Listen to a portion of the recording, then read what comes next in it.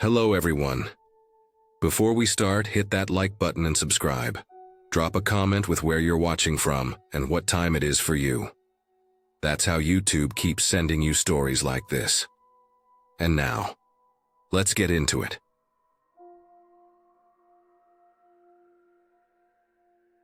I got there before dawn, because that was what everyone said you had to do. If you wanted a chance at the doorbusters, you showed up early and you stood your ground. Garden State Plaza looked wrong at that hour, like a place that was never meant to be awake before the sun. The parking lot lights buzzed and flickered, throwing pale circles onto frozen asphalt. My breath came out in white bursts. It was 28 degrees, cold enough that the air felt sharp in my lungs. People were already lined up along the front of the electronics store. Not just a few, dozens, maybe more. Everyone stood too close, shoulders brushing, hands stuffed into pockets. Coffee cups shaking slightly from the cold and the caffeine. Some people had folding chairs. Others just leaned forward like the doors might open faster if they stared hard enough. Printed ads were folded and unfolded again and again, corners soft from nervous fingers. They really did look like survival manuals, like instructions on how to make it through something rough. Nobody was talking much, just low muttering, the sound of boots scraping on concrete, the occasional cough. You could feel the tension moving through the line like a current. Everyone was half awake but fully alert. We all knew that once those doors opened, it would change fast. I remember checking my phone and seeing it was still dark, the sky a deep blue gray. I remember thinking I should have stayed home. That thought came and went like a flicker. Nothing serious. I had come this far. I had taken the day off work. I told myself it would be fine. People do this every year. When the security guards finally unlocked the doors, it happened almost silently at first. A small click, a slight movement. Then the line surged forward all at once. Not running, not yelling, just a hard push, like a wave pressing in from behind. My feet moved before my brain did. I was carried forward whether I wanted to be or not. Inside, the heat hit me like a wall. Warm air mixed with the smell of plastic, new electronics, and too many bodies. The lights were harsh and bright after the dark outside. Everything felt louder. Shoes squeaked on tile. Someone laughed nervously. Somewhere deeper in the store, I heard shouting already starting. I was pushed toward a wide aisle stacked high with flat-screen TVs. Big boxes, stacked taller than a person, metal brackets holding them in place. I remember noticing how tight the aisle felt, how narrow it seemed for that many people. I also remember seeing one of the metal brackets near eye level that looked bent, just slightly. It caught my attention in a strange way, like when you notice a loose step on a staircase. The pressure from behind increased. Someone's chest pressed into my back. Someone else's elbow dug into my side. I tried to slow down, but there was nowhere to go. The crowd had its own momentum now. I felt it in my bones. Then the aisle started to wobble. At first, I thought it was just my balance. The boxes shifted a little, a soft groan of metal. I looked up and saw the TVs sway forward an inch, then settle. Someone near me said something, maybe a joke, maybe a warning. I couldn't tell. The sound of the crowd swallowed it. The pressure doubled suddenly, like someone behind me tripped or shoved harder. My chest slammed into the edge of a box. The metal bracket made a sharp popping noise. I remember that sound clearly. A dry snap, like breaking a stick. Someone screamed. Not a movie scream. A real one, sharp and full of panic. The aisle collapsed forward like dominoes. The world tilted and exploded into noise. Boxes came down fast, faster than I could react. I felt something slam into my shoulder, then my head. Then everything went sideways. I hit the tile hard. My face scraped against the floor. A TV box landed across my torso, pinning me down. Another hit my legs. For a second, I couldn't breathe. The weight crushed the air out of my lungs. My mouth opened, but nothing came out. The noise around me turned muffled, like my head was underwater. All I could hear was the creaking of metal and cardboard, and the sound of people yelling and moving. I tried to move my left leg and nothing happened. No pain at first, just nothing. Like it wasn't there anymore. Panic flooded in hot and fast. I tried to push the box off my chest, but my arms were pinned awkwardly. My fingers scraped uselessly against smooth cardboard. People kept moving around me. I could see shoes stepping close to my face, then away. Someone bumped my shoulder. Someone else brushed my hair with their jacket. I heard apologies, casual ones like they were squeezing past someone in a crowded train. "Sorry, man." That one stuck with me. A guy leaned down just enough to grab a TV box off the pile. He tugged it free, the weight shifting painfully on my ribs as he dragged it away.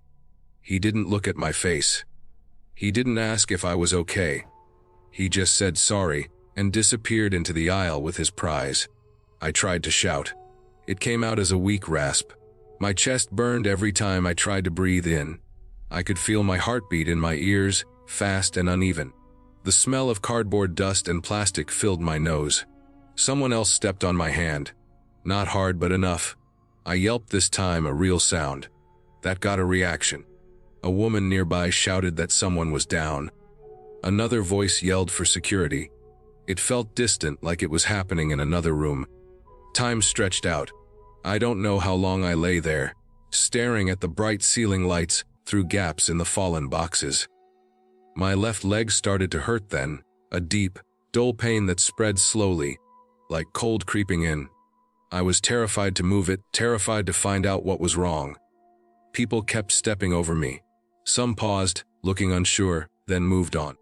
Others avoided looking down at all.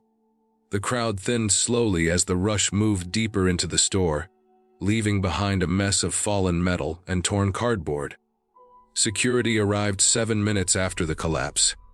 I know because someone said it out loud, checking their watch, shaking their head.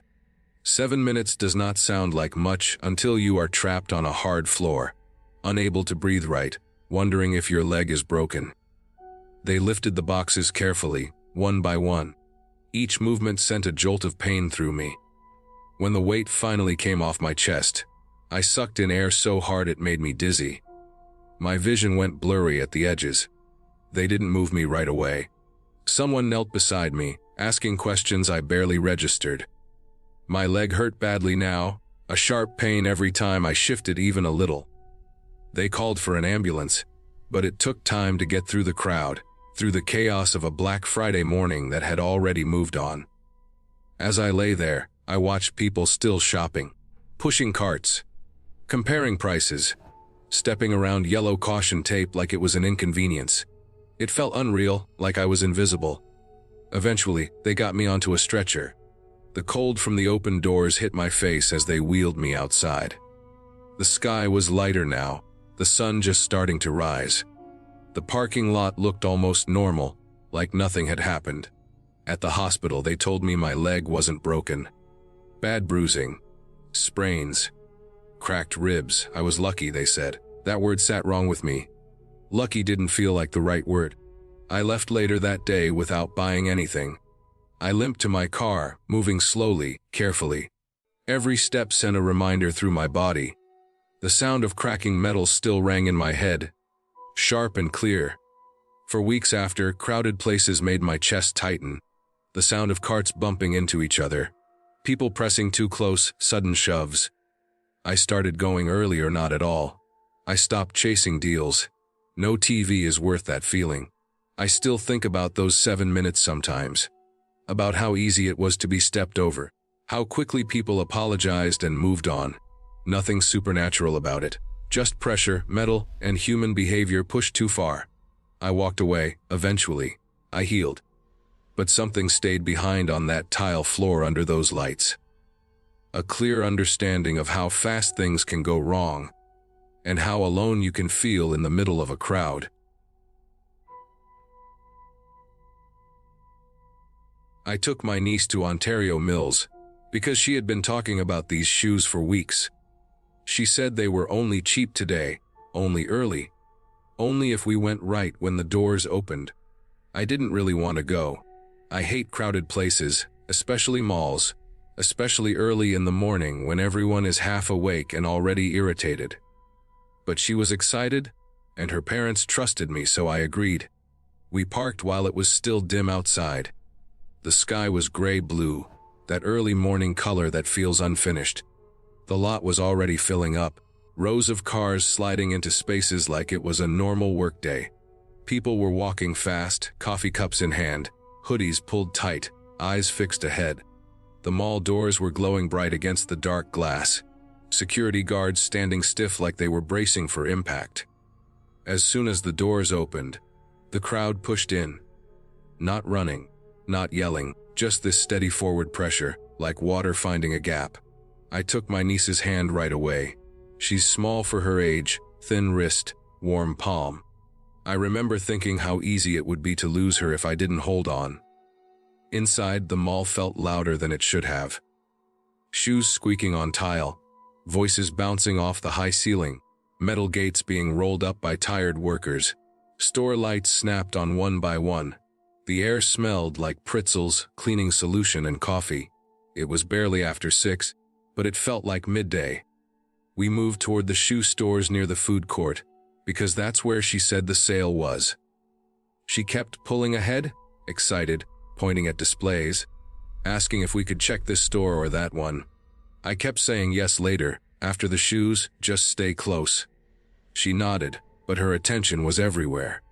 Near the food court, it got worse. The space opened up, and so did the crowd. People coming from all directions, lines already forming at fast food places, even though most of them weren't open yet. A smoothie place was serving early customers, blenders screaming over everything else. Someone bumped my shoulder hard enough to turn me sideways. I tightened my grip on her hand. Then, just like that, her hand slipped out of mine. It wasn't dramatic.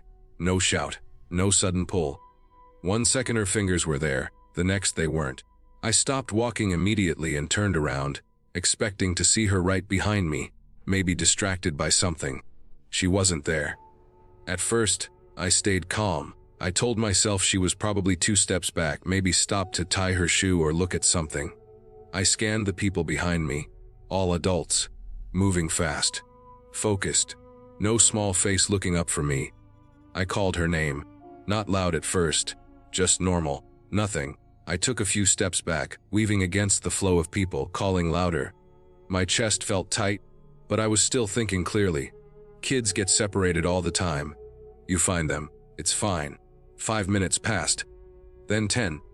I checked the bathrooms first, standing outside the entrances, calling her name, feeling stupid and exposed as people glanced at me and kept walking. I checked behind kiosks, under tables, near benches. I asked a couple of people if they'd seen a little girl in a pink jacket. Most didn't even slow down. One woman shook her head without looking at me. My phone had bars, but texts weren't going through. Calls dropped immediately. The mall Wi-Fi kept connecting and disconnecting. Every little delay felt like someone tightening a wire around my chest.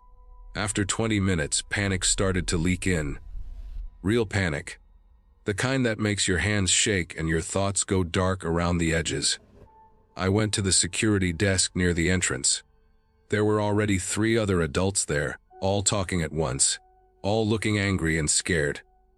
The guard looked exhausted. He took my description, wrote it down slowly, told me to keep looking and to check back. I went back into the crowd. The mall had gotten even more packed.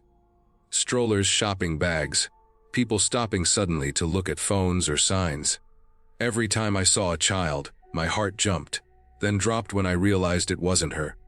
I imagined worst-case things without meaning to.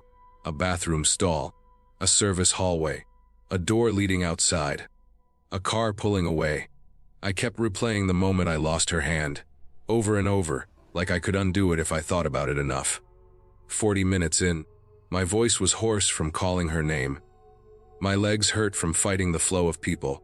I felt invisible myself, just another adult moving too fast, looking too wild. No one stopped me. No one asked if I needed help. That was the part that scared me the most. Not just that she was lost, but that no one noticed anyone else.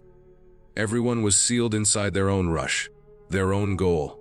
A child could be crying 10 feet away, and it wouldn't register. I checked near the food court again, slower this time, forcing myself to look carefully. I passed the sunglasses kiosk twice. The third time, I noticed something different. A small shape crouched low behind one of the display racks. Pink fabric. A familiar jacket. I pushed through and dropped to my knees. She was sitting on the floor, back against the kiosk, knees pulled to her chest. Her face was red and wet. She was crying quietly, trying not to be loud. Around her, adults stood shoulder to shoulder, flipping sunglasses, paying, laughing, stepping around her like she was a bag left on the ground. No one was looking down. I said her name, and she looked up like she didn't believe it at first. Then she stood and ran into me so hard it knocked the air out of my lungs. I held her tight, feeling her shake, feeling how small she was, how easy it would have been for her to disappear another few feet. She kept saying she was scared, that she tried to follow me but couldn't see me anymore, that people kept bumping her. She said she cried, but no one stopped. She said she sat there because she remembered being told not to wander. I picked her up, even though she's heavy now, and I didn't care who stared. I carried her out of the crowd, back toward the entrance, back toward light and space and air. At the security desk, I told them we found her. The guard nodded like this happened every day. Maybe it did. We left without buying the shoes. In the car, she calmed down slowly, leaning against the window, exhausted. I sat there for a while before turning the key, hands still shaking. The parking lot was brighter now, full daylight. People still pouring in, still chasing deals, still not looking at each other. On the drive home, she fell asleep. I kept checking the mirror to make sure she was still there. After that day, something changed in me. I still go to malls sometimes, because life requires it. But I move differently now. I scan faces. I look down. I notice who's standing still in a moving crowd. I notice who's small and quiet and easy to miss. What scared me wasn't that she got lost. It was how long she was right there, in plain sight, and how many people walked past her without seeing her at all.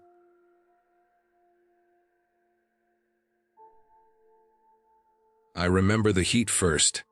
That flat Texas heat that sits on your chest even in the shade, like the air itself is tired and angry. It was late afternoon at the Parks Mall in Arlington, one of those days where the parking lot feels bigger than the mall. Rows and rows of cars, exhaust hanging low, engines idling, people circling like sharks for spots close to the doors. I had just finished shopping. Nothing special: socks, a phone charger, a pretzel I didn't really want but ate anyway because I was already there. I was tired, feet sore, head buzzing from noise and crowds. I got into my car, shut the door, and just sat there for a second with my hands on the wheel, letting the AC kick in. That's when I noticed the trucks. 2 big pickup trucks, both lifted, both shiny and clean like someone cared more about them than anything else. They came from opposite directions at the same time and stopped nose to nose in the lane between rows. There was one open spot right behind me, and both drivers thought it was theirs. At first it was just engines revving. Short, sharp revs. The kind that are meant to say something without words. Then the windows rolled down. I could hear them clearly even with my windows up. That's how close they were, and how loud their voices were getting. You hear this kind of yelling all the time in parking lots. Someone calling someone else blind or stupid. I didn't think much of it at first. I checked my mirrors, thinking about backing out and leaving before it got awkward. But curiosity got me. I watched. One man was older, maybe late 40s or early 50s, sunburned face, ball cap pulled low. The other looked younger, thicker build, beard. Dark sunglasses even though he was in the shade of the truck. Their words got faster, sharper. The younger one leaned out his window, pointing. The older one shook his head, laughing in that mean way that's not funny at all. Then the older man opened his door. That changed everything. The sound of the door opening felt loud, final. He stepped out and slammed it shut. His boots hit the pavement hard. I remember noticing his hands. Big hands, veins sticking out, already clenched. People nearby started to notice. A woman loading bags into her trunk stopped and stared. A couple with 2 kids slowed down, the kids tugging on their hands. Phones started coming out. I saw screens pointed toward the trucks from 3 different angles. The younger man stayed in his truck for a second longer, still yelling. Then he reached down, out of sight. When he came back up, he was holding a tire iron. It took my brain a moment to catch up to what I was seeing. A tire iron is a heavy, ugly thing. It's not a knife or a gun, but it's close enough when it's in someone's hand like that. He pushed his door open and stepped out, tire iron hanging loose at his side. Someone shouted. I don't know who. Maybe more than one person. The woman with the bags dropped one, and it burst open, something rolling across the pavement. I remember oranges. They rolled slowly, like they didn't know this wasn't a normal day. The older man took a step back, then forward again, like he couldn't decide which was worse, backing down or going ahead. The younger man raised the tire iron, not all the way, but enough to make the threat clear.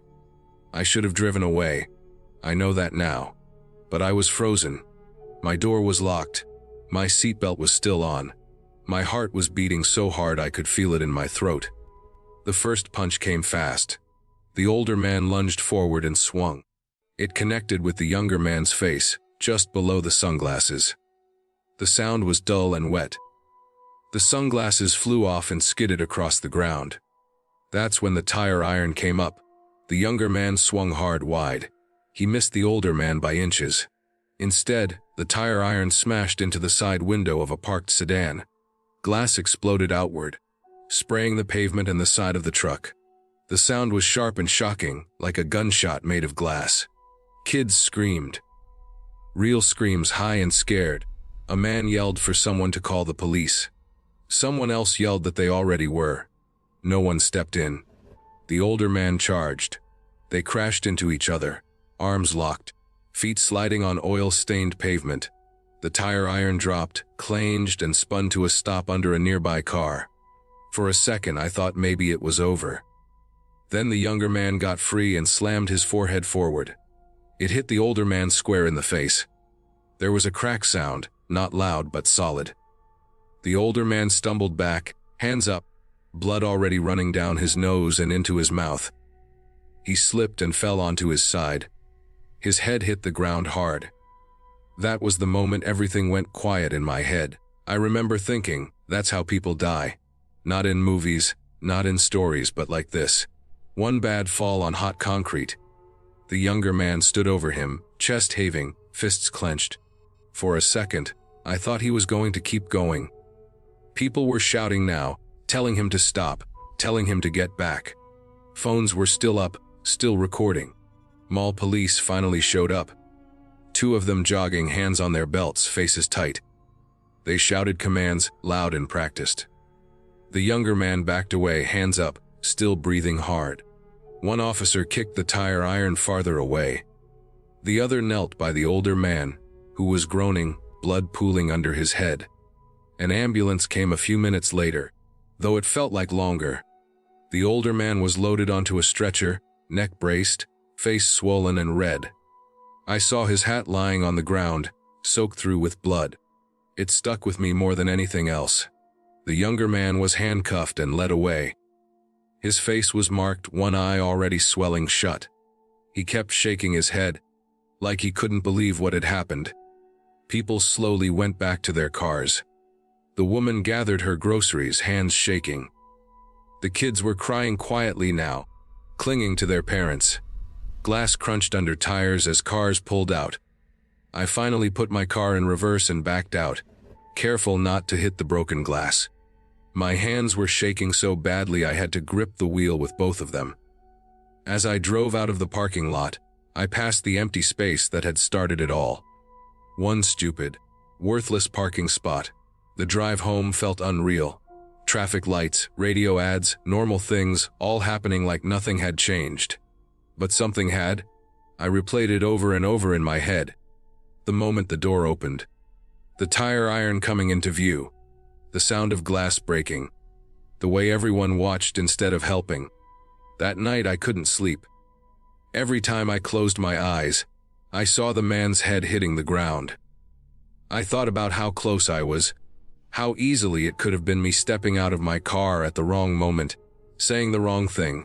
The next day I checked the news. There was a short article. 2 men involved in an altercation. 1 hospitalized with serious injuries. Charges pending. No names. No follow-up. Just another story buried under weather and sports. But it didn't feel small to me. It felt like a warning. Like proof of how thin everything is. How fast a normal day can turn violent. 1 second you're thinking about dinner. The next you're watching someone bleed out over nothing. Now, whenever I'm in a crowded parking lot, I park far away. I don't rush. I don't argue. If someone wants a spot, they can have it. I keep my windows up and my doors locked. I leave early if the air feels wrong. That day at the Parks Mall taught me something I won't forget. We like to think there's a clear line between normal life and chaos, between shopping and violence. But there isn't. It's just a moment. 1 bad choice, 1 step out of a truck, and once you cross it, there's no going back. I had been working seasonal retail at Woodfield Mall for about 3 weeks before Black Friday hit, and I knew it was going to be brutal. I had heard the stories from older employees, the lines, the chaos, the screaming customers, the endless demands. But hearing stories and living it were completely different things. I was 18, a little shy, and I thought I had some idea of what I was getting into. I did not. The store was packed when I arrived that morning. Shoppers were already lined up before the doors even opened. There was a mix of anticipation, exhaustion, and a strange kind of energy in the air. I had my name tag pinned, my apron on, and I felt the excitement that comes with being part of a big event. But it quickly turned into pure survival mode. By mid-afternoon, my feet ached so badly that I could barely keep moving. My legs were sore from lifting boxes, rearranging shelves, and running to and fro whenever a customer asked for something. My hands were raw from carrying heavy items. The fluorescent lights of the store seemed to blur into one endless glare, and the constant thrum of the music made my head spin. When midnight came, everyone was exhausted. The store was quieter now, but there were still pockets of shoppers wandering the aisles, hunting for deals. I was relieved when my manager, a woman named Carla who had been working Black Fridays for more than a decade, waved me over. "Hey, can you grab some more boxes from the back? We're running low on the new shipment." I nodded and followed her instructions.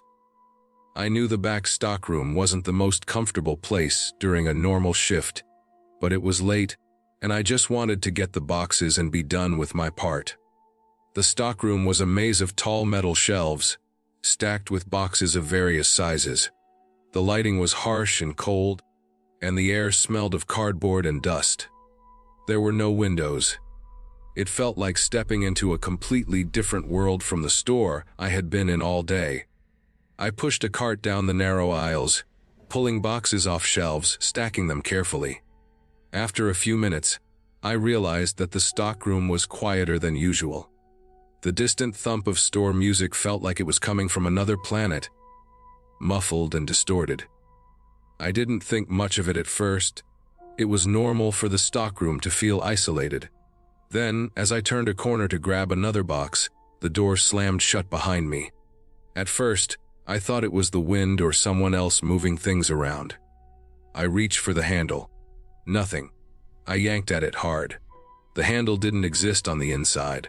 My heart started to pound. "Hello," I called out. My voice sounded strange in the empty room, bouncing off the walls and shelves. There was no answer. I tried calling my manager on my phone, but there was no signal. The metal shelves seemed to trap the sound, making my phone feel useless. Panic started to creep in. I wasn't claustrophobic, but suddenly I felt it. The tight space, the darkness, the silence outside my own frantic breathing. It was suffocating. I began pacing back and forth, hoping someone would come by. Maybe I could just find another door. I didn't see one. Every aisle was lined with boxes, stacked so high that I couldn't climb over. After 10 minutes, the fluorescent lights flickered and died. I was plunged into darkness.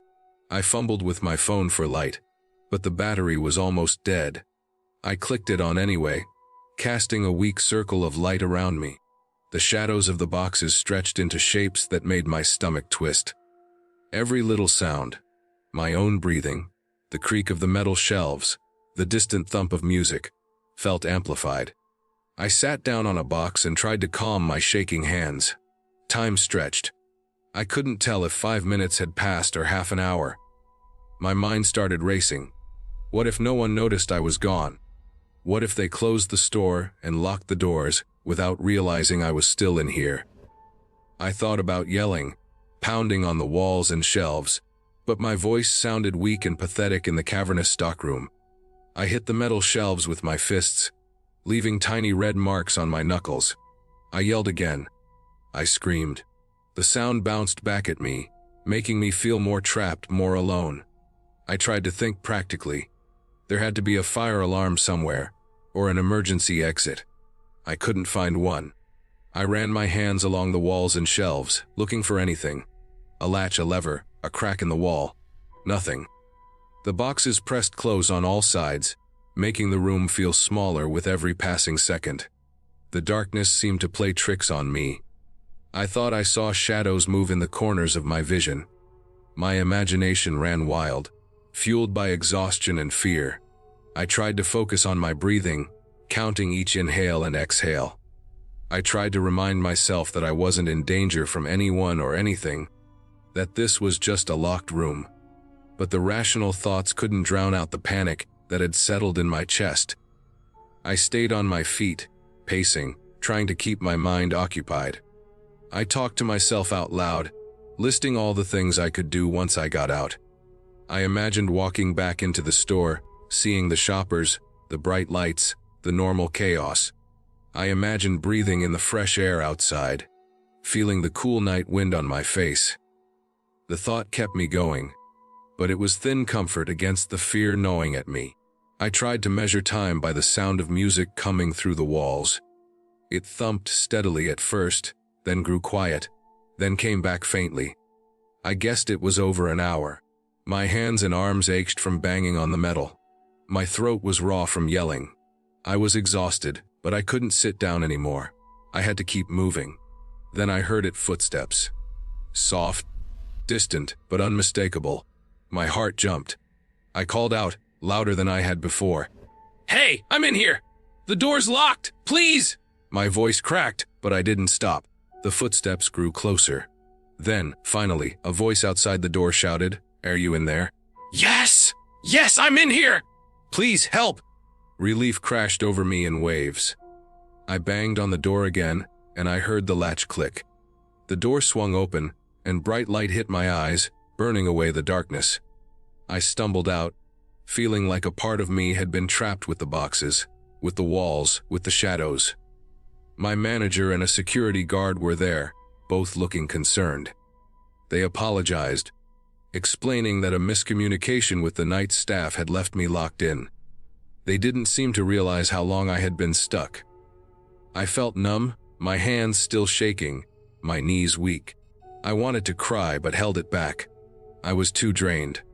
By the time I got home, the adrenaline had worn off, and the fear came rushing back in full force. I collapsed onto my bed and let the tears fall.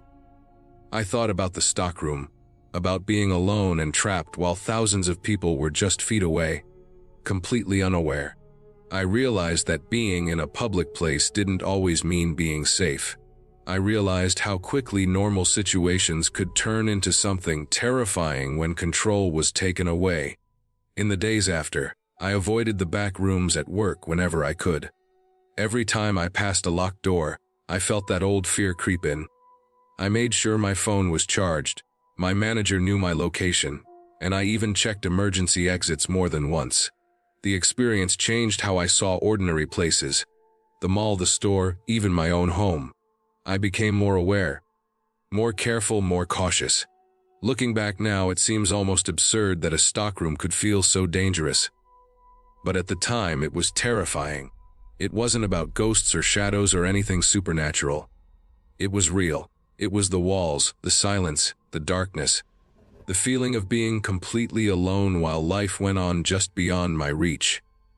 I learned that fear can come from the most ordinary places, and that sometimes the scariest moments are the ones where nothing is happening at all. After that night, I started talking to my coworkers about safety measures. We made sure no one else got locked in alone. We checked doors, we double-checked shift assignments, and we made a small plan for emergencies. It helped me feel a little more in control, a little less afraid. Even now, years later, I still remember the smell of cardboard, the cold metal shelves, the darkness that seemed endless.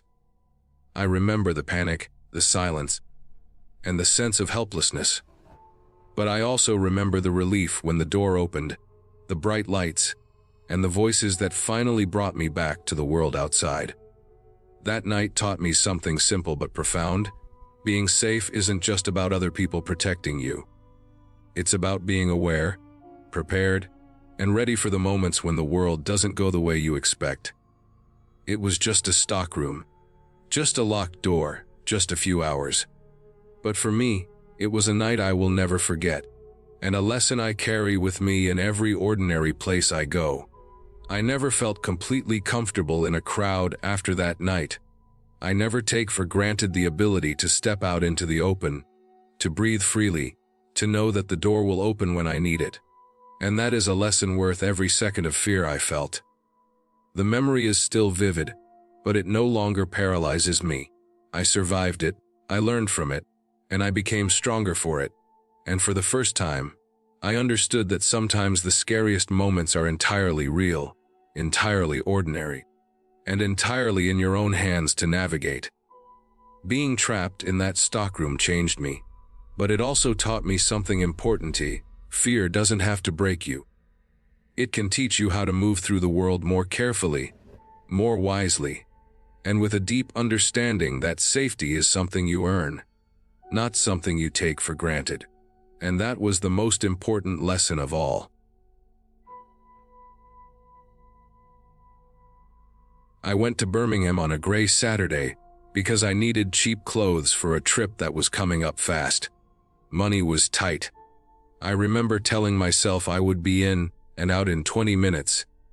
The store was one of those big discount places with wide doors, low ceilings, and long rows of metal racks packed so close together that shoulders brushed when people passed. The air smelled like new fabric mixed with old dust and perfume. The lights were bright and flat, the kind that make everyone look tired. It was late morning, already busy. Not a calm busy, but that restless kind where people move fast and talk loud. Kids were whining. Carts banged into ankles. A woman argued with a cashier about a return. Somewhere a radio played pop music, but it kept cutting in and out. I remember noticing how many people were wearing jackets, even though it wasn't cold anymore. Alabama weather does that. Changes its mind halfway through the day. I walked toward the men's section near the back, past tables stacked with folded jeans. My hands kept catching on loose threads. I was checking prices, doing that math in my head, deciding what I could put back if needed. I remember bending down to look at a lower rack when I heard the sound. It wasn't loud at first, just one sharp word shouted, stretched thin with fear. Gun. It didn't echo. It didn't need to. The word hit the room like a switch flipping. There was no pause. No one said where. No one explained. The music stopped. The arguing stopped. Then everything happened at once. People screamed. It wasn't one scream, it was dozens layered, rising into something animal. Carts crashed. Metal racks tipped and slammed into each other. I felt the floor shake under my shoes. The crowd moved like water suddenly finding a downhill path. I was pushed from behind so hard my chest hit a rack and knocked the air out of me. I never saw a gun. I never saw anyone holding anything. All I saw were faces changing. Calm faces turning sharp, eyes going wide, mouths opening too big. People didn't look at each other anymore. They looked past, over, through. Everyone was trying to get away from something that no one could see. Someone grabbed my arm and yanked me sideways. I stumbled. My foot caught on the leg of a display table. I went down hard on my knee. Pain shot up my leg, hot and clean. Before I could get up, another body slammed into my back. Then another. I heard a sound like air being punched out of a bag. It took me a second to realize it was me. I remember thinking, get low. I don't know where that thought came from. Maybe from movies. Maybe from drills I never had. I crawled without really deciding to. My palms burned against the tile. There was dirt on the floor, little black lines from shoes. I slid under a low table stacked with sweaters still wrapped in plastic. Feet flew past my face. Shoes. Boots, sandals. One shoe had a broken strap that slapped the floor with every step. Someone stepped on my hand. I screamed and pulled it back. My voice sounded thin and wrong in my ears. The noise around me was so loud it felt physical, like pressure. I could taste metal. A body fell on top of the table. The table legs bent. The edge dropped and pressed into my shoulder. Then someone else fell. Their weight crushed my ribs. I couldn't breathe. I tried to scream again, but nothing came out. My chest wouldn't move. Panic flooded me so fast my vision went white around the edges. I remember thinking, this is how people die in crowds. Not from bullets. From bodies. The person on top of me was heavy and shaking. I could feel their breath on my neck, fast and wet. They were crying, making a sound like a hurt animal. I tried to push, but my arms were pinned. My ribs screamed every time I tried to pull in air.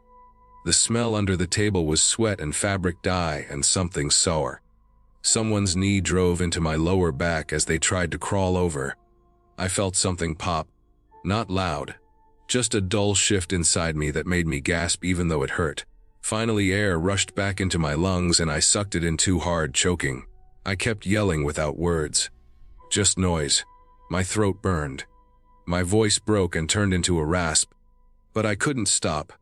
I needed someone to hear me, to know there was a person under there. The pressure eased suddenly. The table scraped forward. Light spilled in. Hands grabbed the person on top of me and dragged them away. I rolled onto my side and curled up, protecting my ribs without thinking. My whole body shook. I crawled out into the open aisle. The store looked destroyed. Racks were down. Clothes were everywhere, tangled and dirty. A woman sat against a shelf holding her head, blood running between her fingers. A kid screamed for his mom, his voice cracking. An older man lay on his back staring at the ceiling, his mouth opening and closing like he was trying to speak. People were still running, but slower now, confused, crashing into each other because the exits were jammed. Someone shouted to get down. Someone else shouted that it was clear. No one agreed. I tried to stand and almost fell. My knee buckled. My ribs screamed again, sharp enough to make spots dance in front of my eyes. I leaned against a rack that was somehow still standing. My hands were shaking so bad I had to press them flat against the metal to steady them. Sirens started outside. That sound cut through everything. It didn't calm me. It made it worse. My heart pounded so hard I felt it in my throat. Police flooded in through the front doors, shouting commands. Their voices were firm, trained, but they sounded far away. I put my hands up without being told. I didn't know why. It just felt right.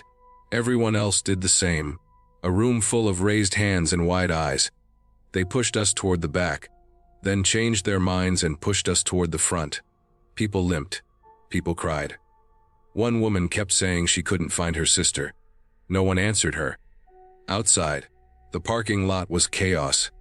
Cars were stopped at strange angles. Someone had dropped a phone and it lay cracked on the asphalt, still buzzing with messages. Paramedics moved fast with stretchers. I watched them load someone I had seen fall earlier. Their face was gray.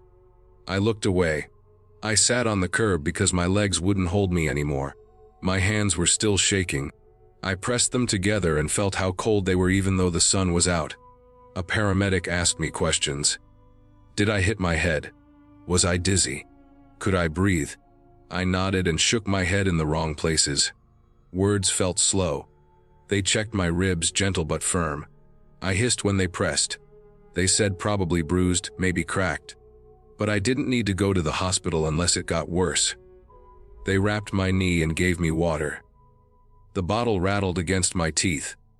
People stood around in small groups, staring back at the store like it had betrayed them. Police tape went up. News vans rolled in fast, too fast.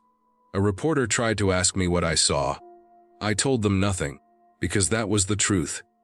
Later they said it was a false alarm. Someone heard a loud bang. Someone else panicked. Someone yelled the word that empties rooms and fills graves. There was no gun, no shooter, no suspect. Just fear moving faster than thought. 3 people were hospitalized. That was the number on the news. Numbers are neat. They don't show the way the woman next to me couldn't stop shaking, even after her daughter was found. They don't show the man who sat on the curb, with his head in his hands, whispering over and over that he almost died buying socks. I drove home slow. Every red light made my chest tighten. Every person on the sidewalk looked like a threat for a second before my brain caught up. When I got home, I sat in my car for a long time before going inside. The quiet felt too loud. That night I found bruises I hadn't felt yet, blooming purple and yellow along my ribs and back. My knee swelled. My throat hurt like I had been screaming for hours, because I had. When I closed my eyes, I saw shoes rushing past my face. I heard that one word again, sharp and final. The ending didn't come all at once, it came in pieces. It came when I realized how little it takes to turn a normal day into a crush of bodies. It came when I understood that danger doesn't always have a shape you can point at. Sometimes it is just panic, shared and multiplied, turning people into obstacles and weight. I healed. My ribs stopped hurting. My knee got better. I went back into stores. I learned where exits were without meaning to. I listened closer to sounds in crowds. I still don't know who shouted that word or why. What I know is how fast everything can fall apart, and how easily fear can hurt people without ever touching a weapon. That stayed with me, clear and heavy, long after the bruises faded.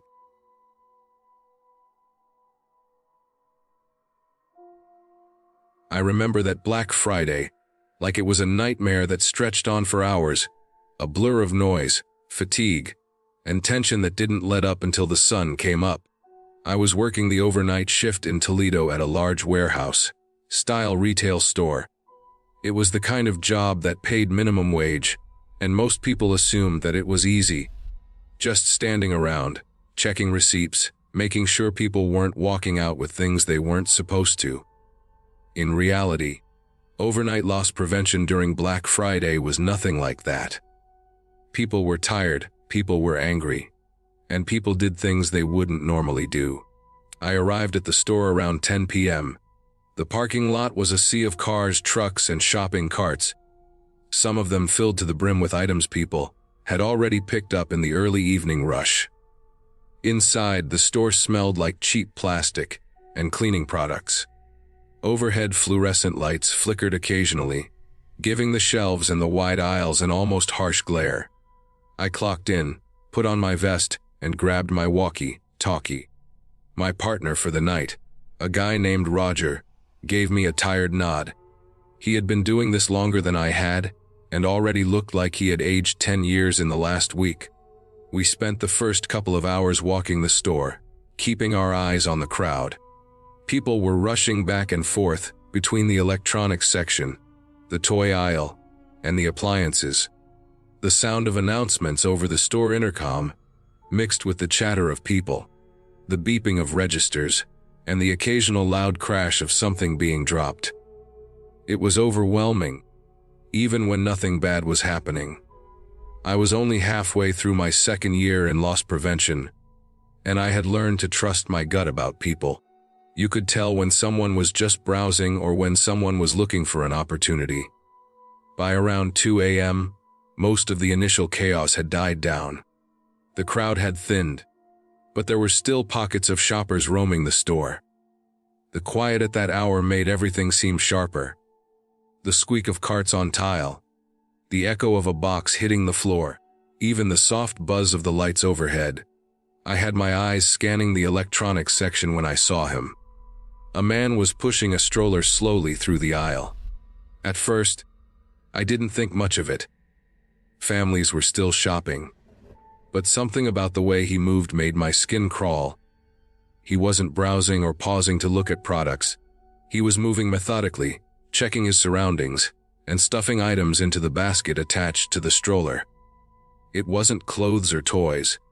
It was high-end electronics, headphones, small cameras, a few tablets. I counted at least 5 items in the few seconds I watched him.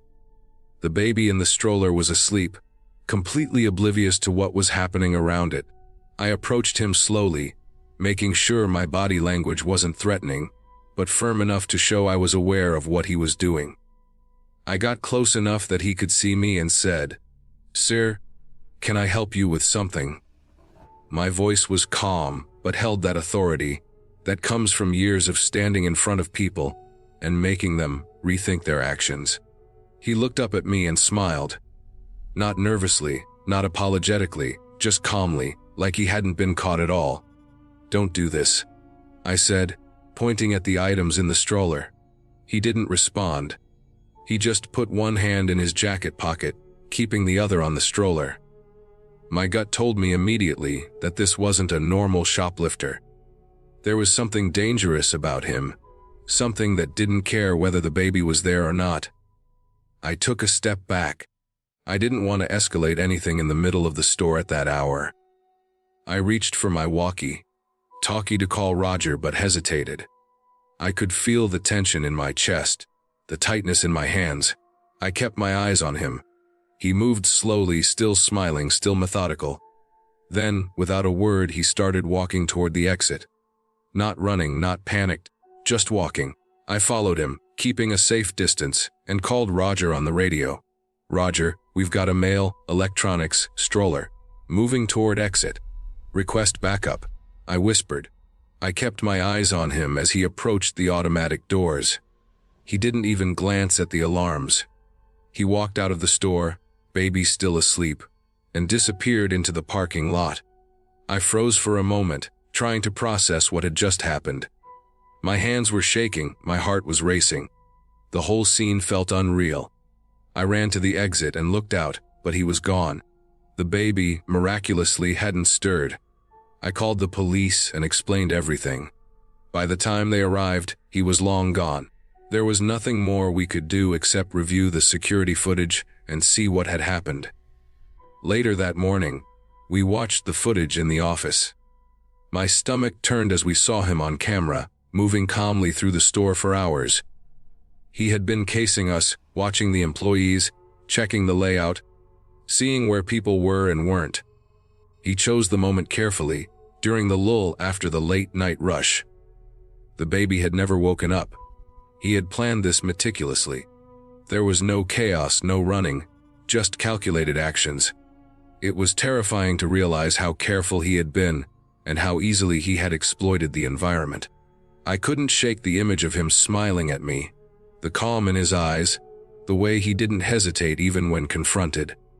That smile stayed with me for days, nights, and weeks afterward. I kept thinking about the baby, about how something could have gone horribly wrong if the man had been armed, if he had panicked, if the baby had stirred.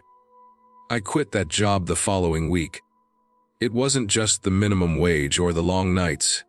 It was the realization that sometimes, no matter how careful you are, there are people who won't be stopped. Some risks are beyond what any amount of training or vigilance can handle. I stayed home for a few days, unable to sleep properly, thinking about what could have happened. The small decisions that might have saved or ruined everything. Months later, I heard from a coworker that the man had been caught in a neighboring city. He had moved on to another store, following the same pattern. The police had finally identified him through surveillance footage from multiple locations. He was charged, and the baby's parents had no idea what had happened until the police reached out. No one was hurt, but the memory of that night stayed with me. I changed careers after that, I found a day job that didn't put me in the middle of dangerous situations for minimum wage. Even so, I sometimes replay that night in my mind. I think about the sound of the store at 2 a.m., the cold fluorescent lights, the smell of electronics and cheap cleaning products, and that calm, unnerving smile. It's a reminder of how fragile normal life can be, how easily someone can exploit it, and how sometimes surviving isn't about catching the bad guy. It's about making it through the night alive, with your conscience intact. I never went back to loss prevention. I never walked through a quiet warehouse at night again. I quit for good reason. Some things, I realized, aren't worth the paycheck. Some things, like a calm man pushing a stroller full of stolen electronics, are better left to the police to handle, not a tired, minimum wage employee trying to do his job. That night taught me that lesson in a way I'll never forget. Even now, years later, when I see a warehouse or a retail store late at night, I think back to Toledo and that night shift. I remember the aisles, the carts, the overhead lights, and the stroller. I remember the tension, the fear, and the relief when it ended without anyone getting hurt. I carry it with me as a quiet reminder vigilance matters. But some things are beyond control, and surviving is its own victory. It was a long, hard lesson, but in the end, I walked away. I survived that night, I learned from it, and I finally accepted that some things just aren't worth the risk, no matter the job, no matter the paycheck. I moved on, and I live with that memory as a caution, not a haunt. It's real, it's terrifying, and it changed me. But it didn't break me. I got out, and I never looked back. That night in Toledo stayed with me, but at least I made it through. I can still see it all as if it happened yesterday, and I know in my bones that I made the right decision walking away. I don't work those hours anymore. I don't put myself in situations where people can endanger me or others with calculated ease. I live a quieter life now, and I'm grateful every day for the sense of perspective that Black Friday in Toledo gave me.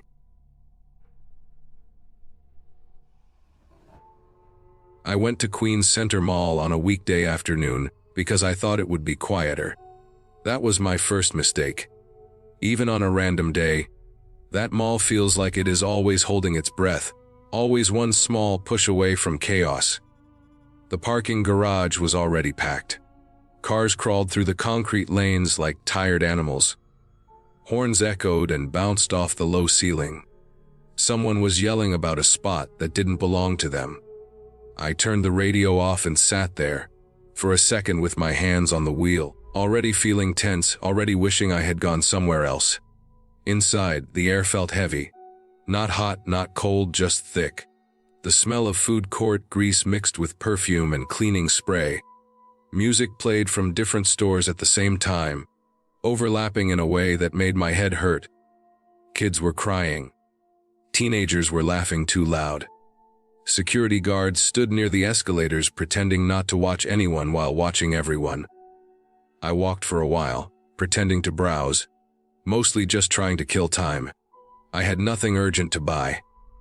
I just needed to get out of my apartment for a few hours. That was it. But the longer I stayed, the more wound up I felt. My chest felt tight. My jaw hurt from clenching. Every small thing felt louder than it should have been. A dropped bag. Someone bumping into me. A shout from across the atrium.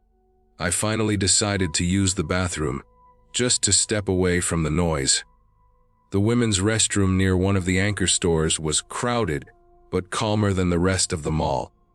The door swung shut behind me and cut the sound down to a dull echo. The lighting was bright and flat, bouncing off white tile that had seen better days. The floor was damp near the sinks. Paper towels were scattered like fallen leaves. I went into a stall, locked the door, and stood there for a moment with my eyes closed. I remember thinking how stupid it was that I needed a bathroom just to feel a little safe. When I came out, I went to the sink and turned on the water. It ran cold and loud. I washed my hands slowly, staring at myself in the mirror. My face looked pale. My eyes kept flicking to movement behind me. That was when the lights went out. Not a flicker. Not a warning buzz, just gone. 1 second everything was bright, the next second the room was swallowed whole. Someone gasped. Another woman yelled. The only light left came from under the door, a thin gray strip that made the darkness feel even deeper. Before anyone could say anything else, the door slammed. It was a hard, heavy sound, like someone threw their whole body into it. The echo cracked through the room. Immediately after, there was scraping. Metal on tile. A trash can being dragged, then tipped. The sound of it hitting the door and settling in place. Someone had blocked us in. For a second, nobody spoke. The kind of silence that presses on your ears. Then voices started overlapping. What happened? Is this a joke? Who did that? Hello? Someone tried the door. It didn't move. Another woman ran her hands along the wall, feeling for a light switch, even though we all knew it wouldn't work. A phone screen lit up, then another, then several more. Pale blue light filled the space just enough to show faces. Strangers, all of us, suddenly close. I walked backward until my legs hit a counter and I sat down hard. My heart was pounding so fast it made me feel dizzy. I could hear my pulse in my ears. My hands were shaking so badly I had to press them between my knees. From outside the bathroom came shouting. Not the normal mall noise. This was sharper. Angrier. Words I couldn't make out. Then something crashing. Glass maybe. Metal hitting something it shouldn't. Someone screamed. Not the quick startled kind.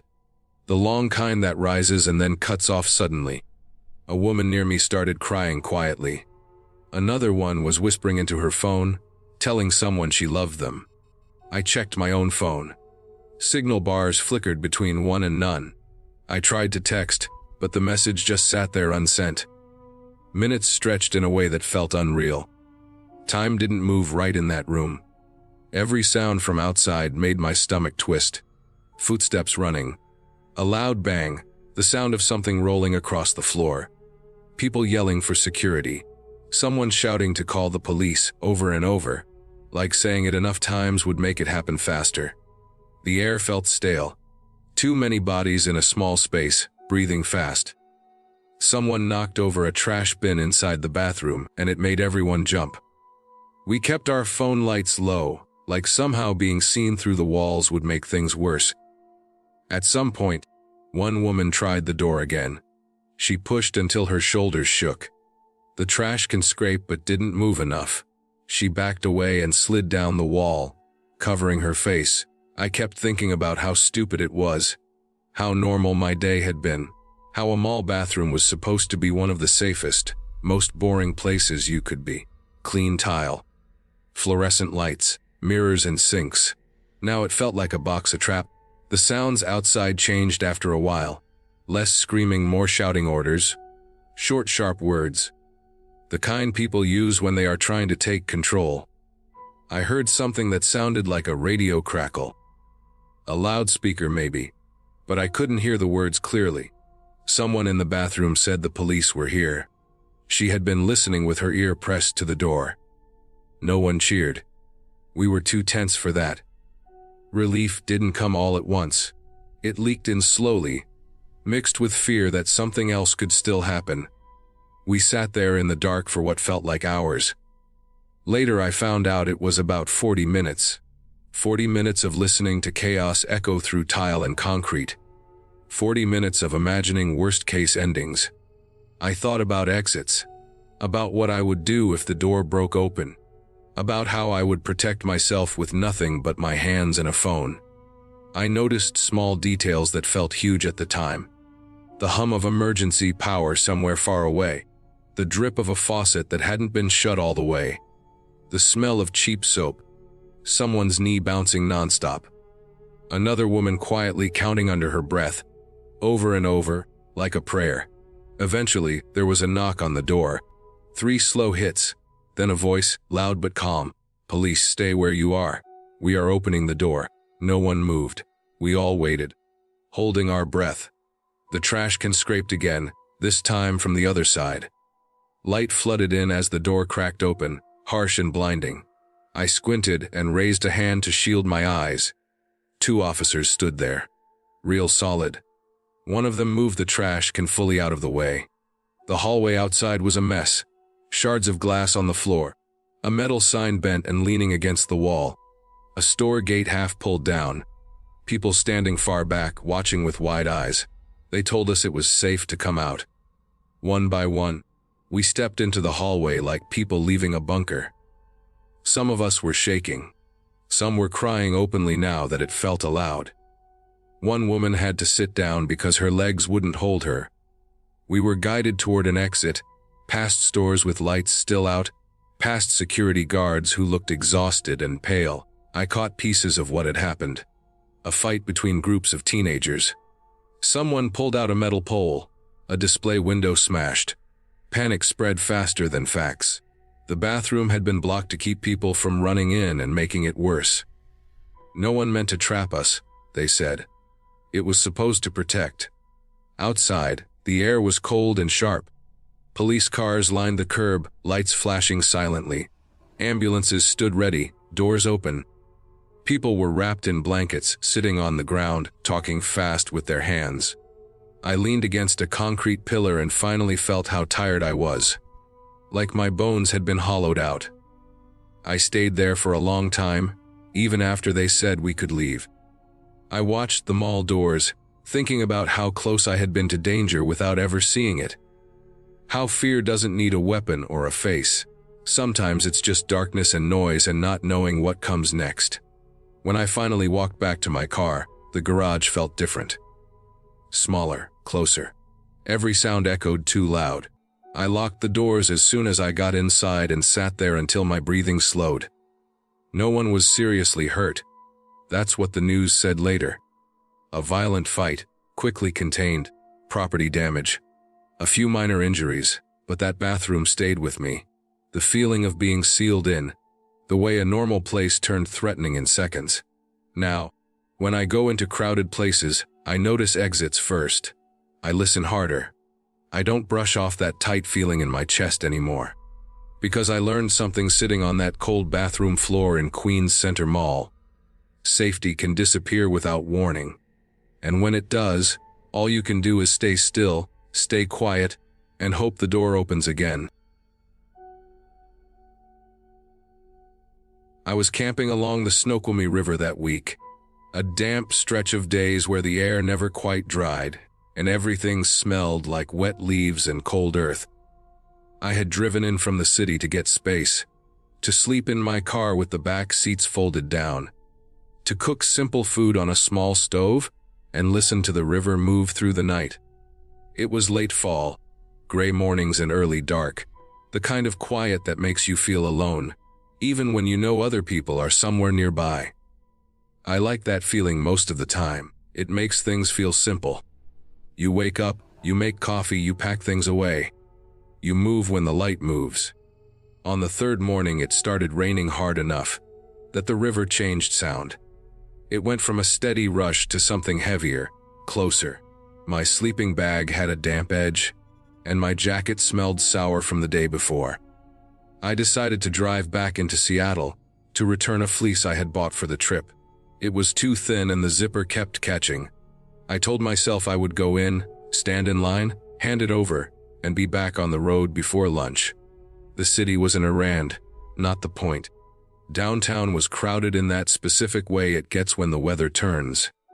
People were packed under awnings, umbrellas knocking into each other, buses coughing steam. I parked far away and walked, my boots still muddy, my hair still smelling faintly like smoke from the camp stove. The store was warm and bright inside, lights bouncing off white walls. I could feel my shoulders drop just from being dry. The return line wrapped back and forth between metal rails. It was narrow. Everyone was close enough that you could feel heat off bodies, smell perfume and wet wool. People were irritated in small ways, sighing too loudly, checking their phones, shifting their bags from one arm to the other. The floor was slick from rain tracked in. Somewhere near the front a kid was crying and a woman kept saying his name like it was a warning. I stood there holding the fleece over my arm. It felt heavier than it should have, like it had soaked up the river. I remember noticing a crack in the ceiling paint above the counter, a thin line that looked like it had been there a long time. I remember the sound of the register drawer opening and closing, a clean, sharp noise, over and over. The man near the front was older than most of us, maybe late 50s or early 60s. He had on a dark jacket and a knit cap pulled down low. He was arguing with an employee about store credit. His voice was loud and flat, like he had already been angry before he got there. And this was just the place it landed. He kept saying the same thing, that the sign was unclear, that he should get cash back. The employee was young, her face tight, hands moving fast as she clicked through screens. People behind him rolled their eyes. Someone muttered something I couldn't hear. I was close enough to see the man's hands, shaking when he held out his receipt. At first I thought it was just anger. Then he paused in the middle of a sentence. It was a small pause, half a beat, like he had lost his place. His face went pale in a way that didn't match the heat of the store. He put one hand on the counter, not hard, just to steady himself. Then he folded. It wasn't dramatic. He didn't scream. His knees seemed to unlock, and he slid down the front of the counter, knocking into the rail. The sound his body made when it hit the floor was dull and final. The yelling stopped all at once. The crying kid went quiet.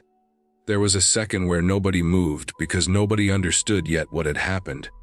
Someone said, "Hey," like they were annoyed. Someone else said his name. Maybe they just said, "Sir." The employee backed away from the counter, her hands up, her mouth open. The man was on his side, one arm twisted under him. The knit cap rolled halfway off his head. His eyes were open but not looking at anything. People stepped back, creating a circle without meaning to. The line broke but nobody left. Phones came up. I saw at least 3 people filming before anyone knelt down. A woman near me said she thought he had fainted.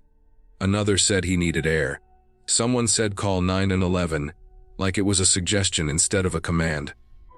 An employee picked up the phone behind the counter and immediately looked lost, like she didn't know what number to dial. Another employee ran toward the front doors and then stopped because the crowd outside pressed in when they opened them. It was still raining. Nobody could get through cleanly. I crouched down because it felt wrong to stand. I didn't touch him. I didn't know how. I could see his chest and it wasn't moving the way it should. A man in a suit said he knew CPR and then hesitated, looking around for space that didn't exist. There wasn't room to lay him flat. There wasn't room for anything. The store felt too small all of a sudden. The lights were too bright. The air felt thin. Someone shouted for people to back up. But they only backed up a few inches because there was nowhere to go. I could hear my own breathing, fast and loud in my ears. I could smell the fleece in my hands, damp fabric and plastic zipper. Minutes passed in a strange way. It felt like a long time and also like nothing. Someone pressed on the man's chest awkwardly, counting under their breath, stopping and starting. Someone else tried to wave down help through the glass doors. Outside, people pressed their faces close to see what was happening, curiosity pushing them forward. When the paramedics finally arrived, it took them time just to reach him. They had to ask people to move again and again. Their voices were calm but tight. They worked fast once they were there, bags opening, equipment laid out on the floor like pieces of a plan.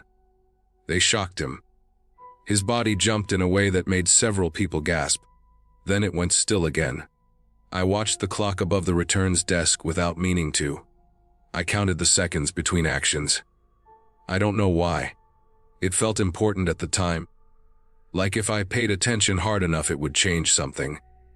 After a while, one of the paramedics shook his head slightly at the other. It was a small movement, but it landed heavy. They kept going for a bit longer anyway. When they finally stopped, the store felt even quieter than before. Someone started crying openly. Someone else swore under their breath. They covered the man with a sheet. The knit cap was still half on his head.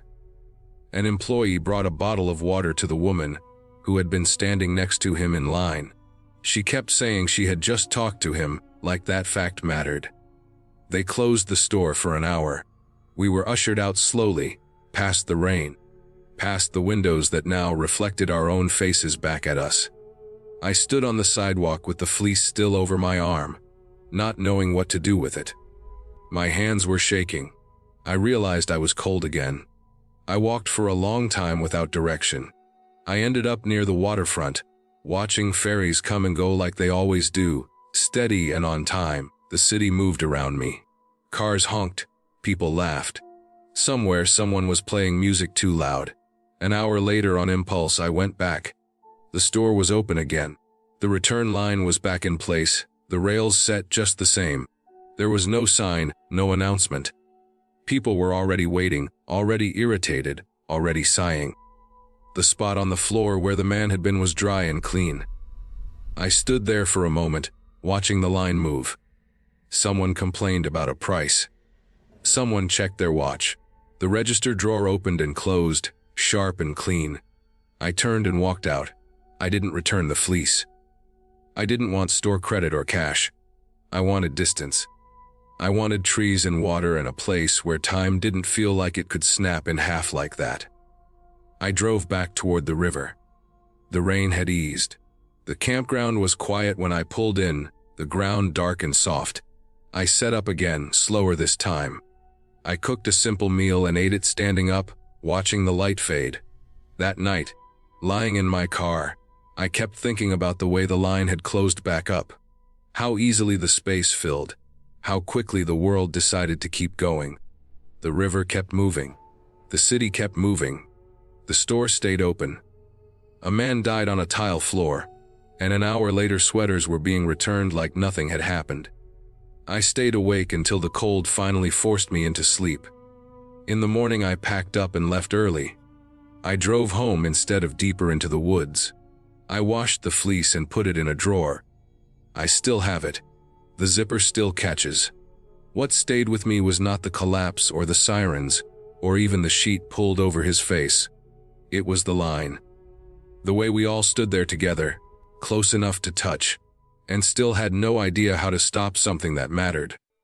And the way, once it was over, we stepped back into our places like that, was the safest thing to do.